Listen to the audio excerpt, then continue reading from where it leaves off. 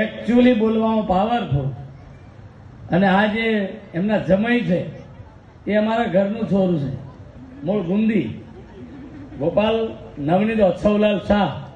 મારા ગામમાં 3 વાણિયા હતા વનરાજસિંહ.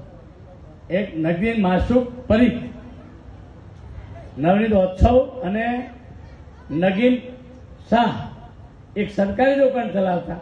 આ 2 વાણિયાએ અમારી ખાનગી દુકાનો, અને આ વાણિયા સમાજમાંથી અમે ઘણું શીખ્યા.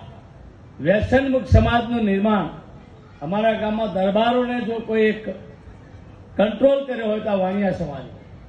કોઈની તાકાતની સ્ટેટ જમાનામાં પૂછ્યા વગર કે પોલીસ ના આવે એવું મારું ગામ, પણ આ 2 વાણિયા આવે ને જો કુટુંબમાં ઝઘડો થયો હોય, ગમે એવા ઝઘડો થયો, બધાને સમાધાન કરીને ગોળ ખેડાને પતી જાય. અમારા સમાજમાં લગ્ન હોય તો આ 2 વાણિયા મંડપ બાંધતા, સાડી લાવે કોરી સાડી બાંધે, આટલો વ્યવહાર. એવા અમારા ગોપાલભાઈના દીકરા, શું નામ કીધું? પારસભાઈ. મને એમની બેન સુરભીબેન કે સુરભીબેન બોલ્યા ને ત્યારે મને મારી પણ બેન યાદ આવી. પોતાનો ભાઈ જ્યારે હેમખેમ ઘરે આવતો, કઈ બેનને આનંદ ના હોય. સાહેબ એ ઘડી જોઈને બહુ અકલ્પ્યો છે.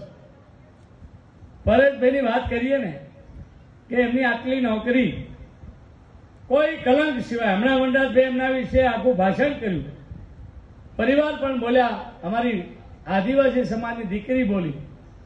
આ ક્યારે બોલે કે તમે હાવ હોનાના કમાડ કર્યા હોય ઘરમાં, અને ગમે એટલા રંગ ભર્યા તમે મહેલમાં રહેતા હોય, પણ તમારું કર્મ નહીં હોય તો એ મેલ નકોમો છે. પણ આજે પરેશભાઈ આટલા બધા વ્યક્તિમાં વનરાજસિંહભાઈ કીધું એમ એનો હિસાબ ચોખ્ખો, એની વાણી સંયમી.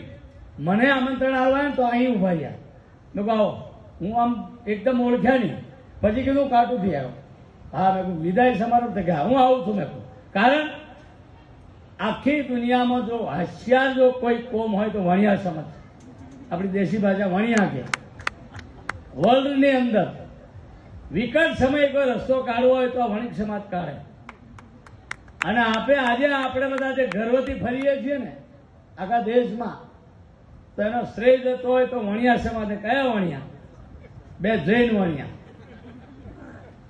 એક વીર ભામાસા અને શેઠ જગુરસા. આ 2 જણા નહીં હોત તો આપણે પણ ગોળ ટોપી પહેરવી પડતી. મહારાણા પ્રતાપ હતા જ થઈ કે એ સમાજ છે. અને સાહેબ એટલા માટે આમે મુખ્યત્વે મારા હાઈસ્કૂલના શિક્ષકો છે, એમને કીધું 11-12 કરવી મારી જવાબદારી. 11-12 ધોરણના કાટુમાં અમે બીજી છાત્રાલય માંગવાની પણ દરખાસ્ત મોકલી અહીંયા. પણ બીજી પણ એક સમસ્યા છે ઊભી. જમીન છે પણ મકાન નથી. વનરાજસિંહભાઈને હું કહું છું કે અમારા કંપનીના મેનેજરો જોડે જ્યારે ચર્ચા થાય અને હું બોલાવું તો તમે આવી જજો. મારે ગામમાં પણ ઓરડાની તકલીફ તો છે. અમારી ગ્રાન્ટ મર્યાદિત આવે. 286 ગામ છે નાના મોટા, 2.5 કરોડ રૂપિયા આવે. હવે આ એક ગામમાં આવે કેટલા? 70,000 રૂપિયા આવે. અને એક જણો માગ્યું તો બીજો એક ગામમાંથી 2-3 જણા ગ્રાન્ટ લેવા આવે.